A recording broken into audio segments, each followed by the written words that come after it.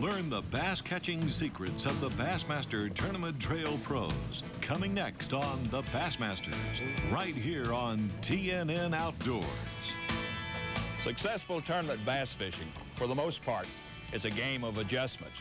Often the difference between winning and losing is a failure to make a change. Today on the Bassmasters, we're going to try to prove the point. You'll learn how pro David Ashcraft adjusts the crankbait to make it suspend and catch more bass. You'll see how Gerald Swindle adjusts his lure presentation to fish boat docks and catch fish other competitors miss. And you'll learn the winning strategy when at the last minute, the tournament waters change and everyone starts from scratch on a different lake. Now we're talking adjusting.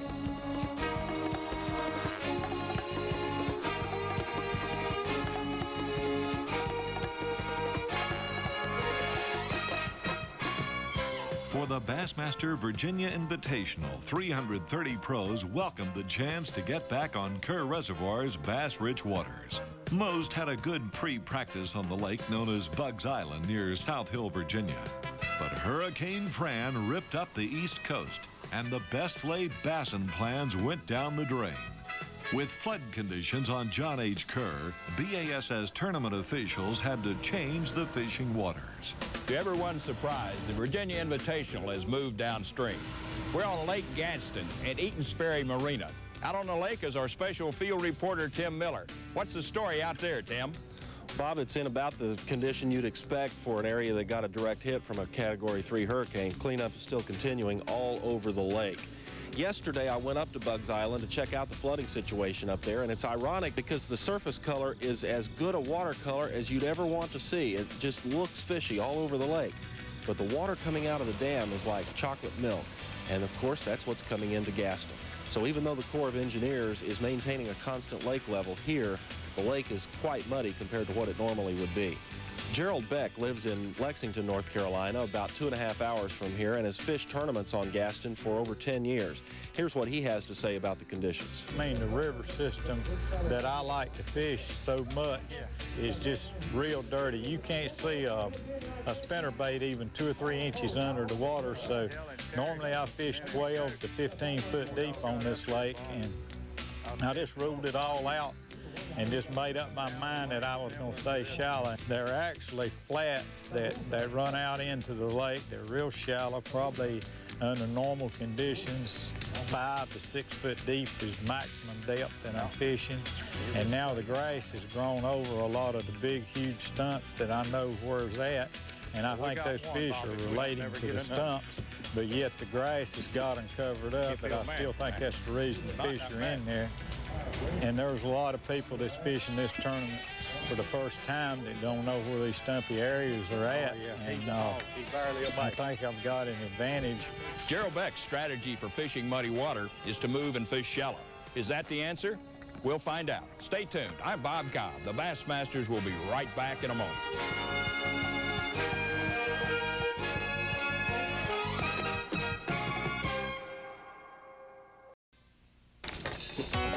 The Virginia Bassmaster Eastern Division Invitational.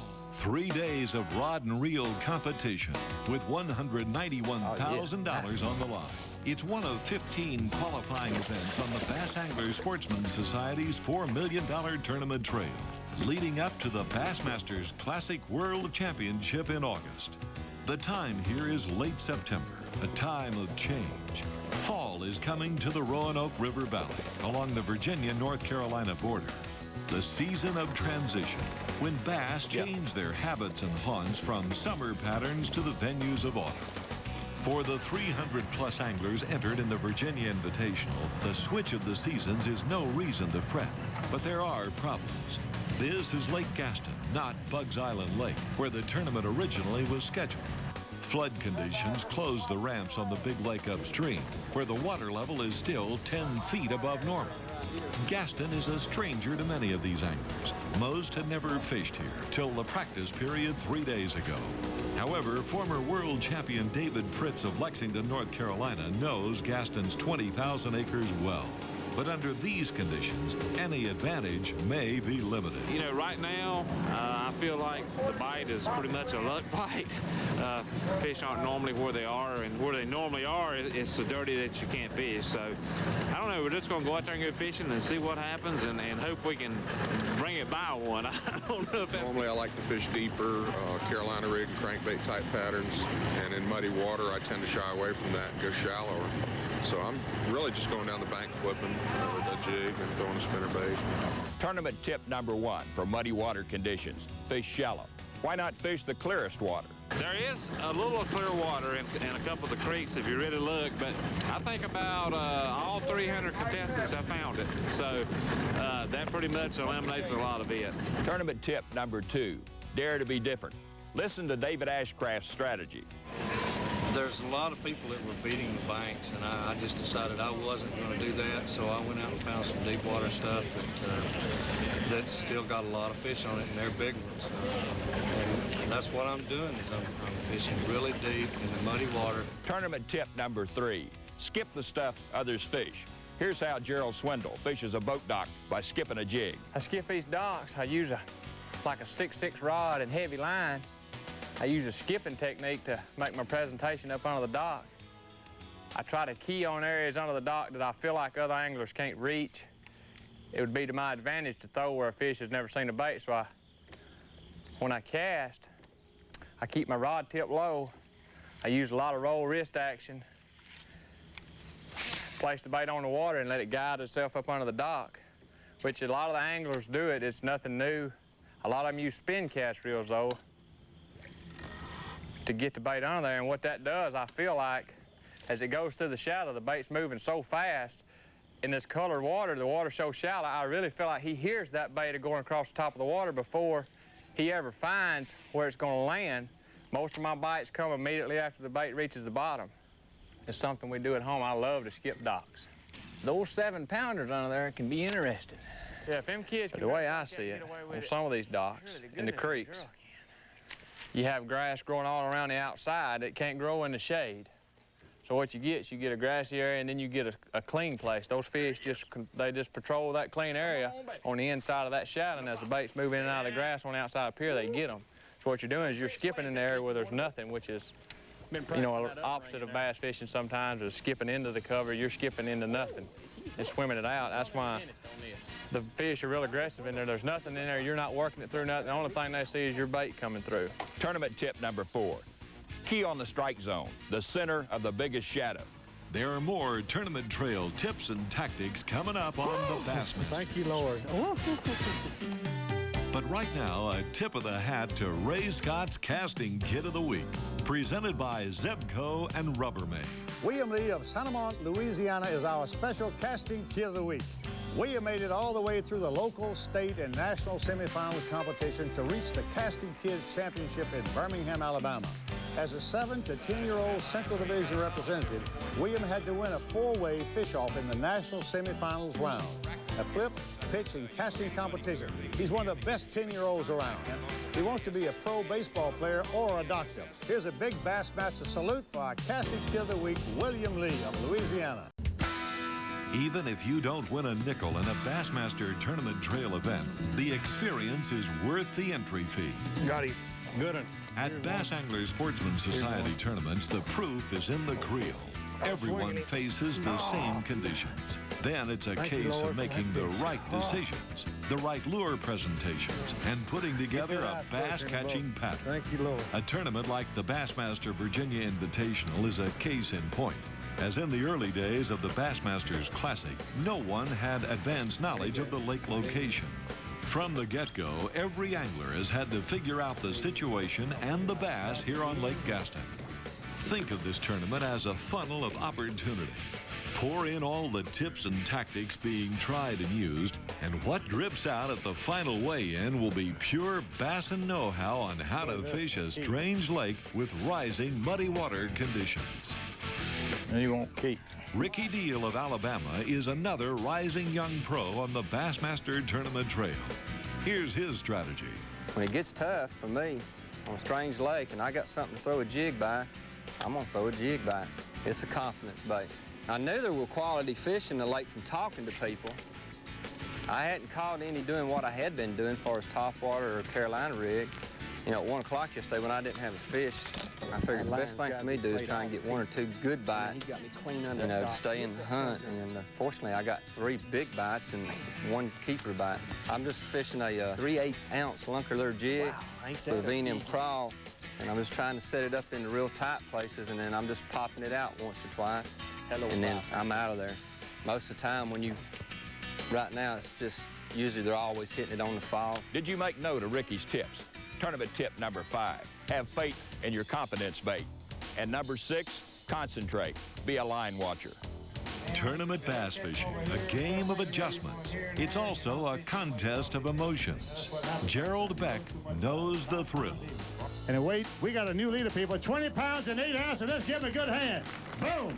That'll move him back. That'll play in anybody's game. Woo! Pick up 2 on the hole. People, this is incredible. Even with a 4-ounce penalty for a dead fish, Gerald Beck takes a commanding 4-pound-plus lead over Wisconsin angler Mark Dewar on the Jersey's activewear leaderboard. Alabama pros Gerald Swindle and Ricky Deal are right on their heels. Coming up next, you'll see how lures are changed so the tournaments are won. Day 2 of the Bassmaster Virginia Invitational here on Lake Gaston. Our tournament leader, Gerald Beck, has hooked his first bass of the day. Gerald's been fishing about 4 hours now without a bite. It looks like he's hooked a decent fish. He's bringing him up carefully across the side of the boat. He doesn't want this bass to jump. Oh, that really hurt Gerald Beck. He needed that bass. That fish was almost 4 pounds, and it would have been his first keeper of the day. The agony of angling. Gerald Beck's on an emotional roller coaster. Yesterday on top the Virginia Invitational leaderboard. Today, 3 pounds and 13 ounces. Now, Beck, that's coming off a 20-pound stringer. That's going to be hard to live with. Well, you know, my luck wasn't going with me today as good as it was yesterday. but for David Ashcraft, today's his day. 14 pounds 7 to take the lead. This could be an Ashcraft move. Folks, he's a dynamite angler. He took it, folks. 18 pounds, 5 ounces. Let's give him a good hand. Bingo! Man, alive, little one. Look at these people. These are just 3 of the largest. Now this, he's got a pattern developed. If it holds up tomorrow, he'll win this tournament. He's clearly taking the lead. The thing about what I'm doing is you got to take your time. You get in a hurry, you're not going to get bit. You've got to be there when the fish move up. For sure, David Ashcraft moved up from 28th place to the lead with 27 pounds, 14 ounces. And Brad Brooks jumps from 14th to 2nd on the Jersey's activewear leaderboard, followed by Ricky Deal, Gerald Beck, and Gerald Swindle in 5th. It's the morning of the final round of competition at the Virginia Bassmaster Invitational. And our leader, David Ashcraft, is back on his starting spot. It's a point near the mouth of Stonehouse Creek. Now, David's using a Magnum Wigglewort crankbait. It's a lure by Storm that normally averages about 13 feet. But David's made a modification to the bait that's giving him an extra 2 feet of depth. And here's how he's doing it. The suspend strips is really a revolutionary innovation by Storm. It's when you can take a bait and really fine-tune it. A crankbait, plastic or wood, has a tendency to rise really quick. So what you want to do with the suspend strips and the suspend dots is to add enough weight to where when you hit a stump or a rock that you can actually stop reeling and the bait very slowly rise. And the longer the bait stays in the strike zone, the better chance you've got of catching a fish. And also, it'll add some depth to the bait. Magnum Wigglewort normally runs 12 to 13 feet on 12-pound line. I've got 10 suspend strips on my crankbait, and it's getting down about 14 to 15 feet. It still has a great wobble if it does the job that it was intended to do, but you add a little depth and a little bit of extra perspective to the bait.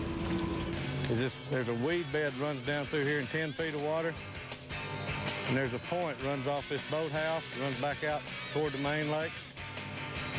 And there's 2 big stumps on it, one over here in about 12 feet of water and one out there on 15, right on the end of the point. And that's really the key, is to have something that's higher than the bottom for these fish to relate to. And I feel it coming up on that stump. I've already found it once. Is to really slow it down and give that fish an opportunity to see the bait.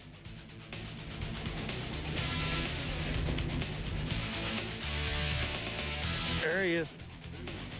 Ah, big fish. Big fish. Get over there. Get over there. There he is. Come on in the house here, darling. Get on down there, big fish. Woo, thank you, Lord. Come on in the boat. I ain't seen the hook yet.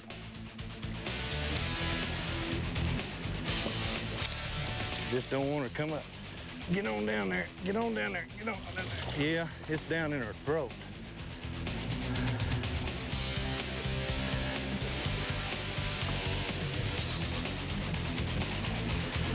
Oh, thank you, Lord. Oh, that's a good fish.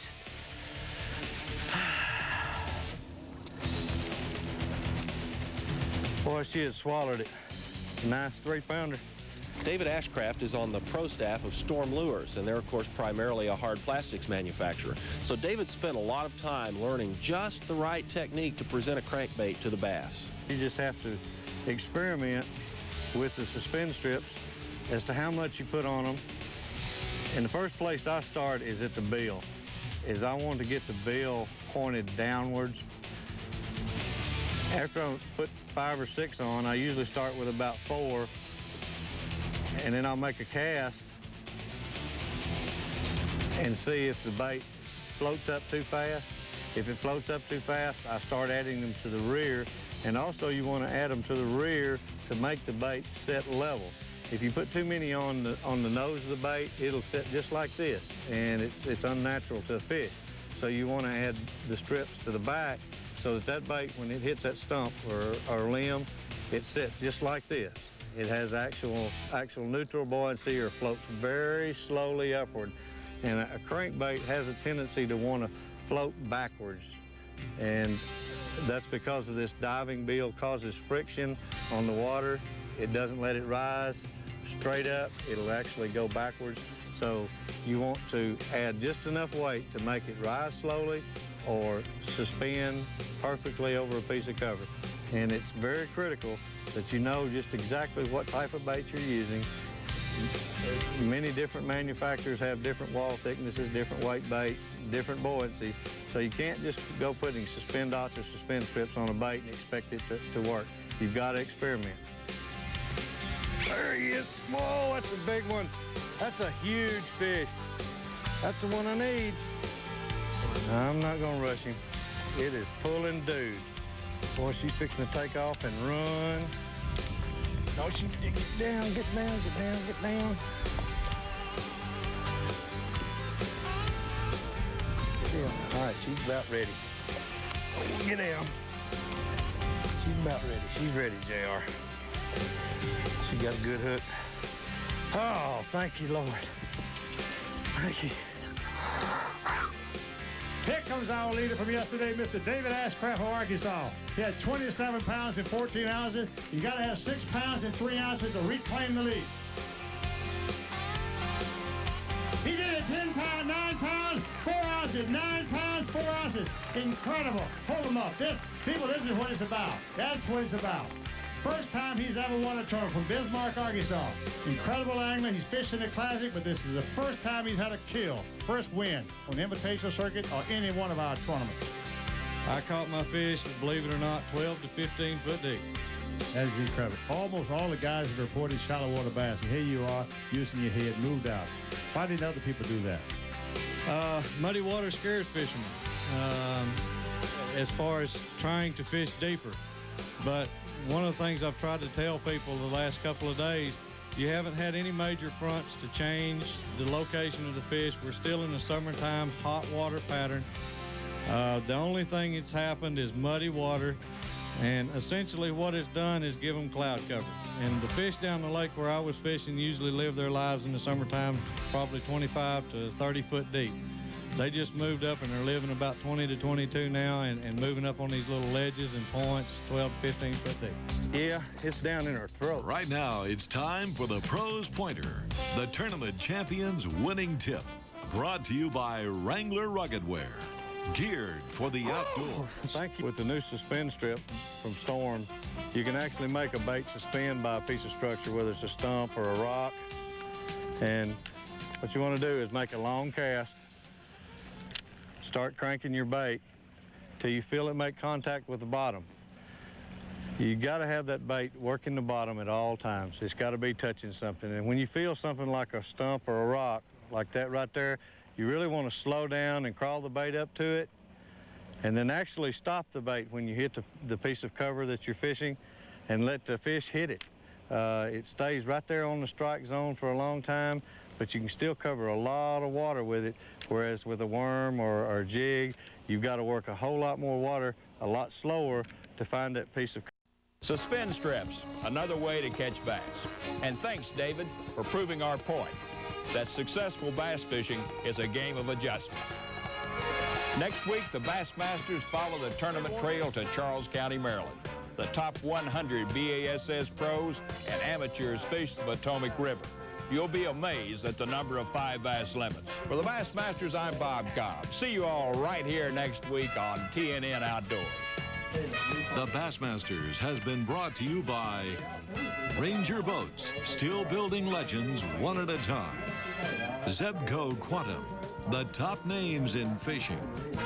Jersey's Activewear, the official licensed knit apparel of the Bass Anglers Sportsman's Society. Bass Pro Shops, world's largest supplier of premium tackle. Chevy Trucks, the most dependable, longest-lasting trucks on the road. Lowrance, setting the course in marine electronics. Storm Lures, quality lures for taking the big ones by storm. Berkeley Trilene, America's #1 selling fishing line. Evinrude Outboards, leading the way. Wrangler Rugged Wear, geared for the outdoors.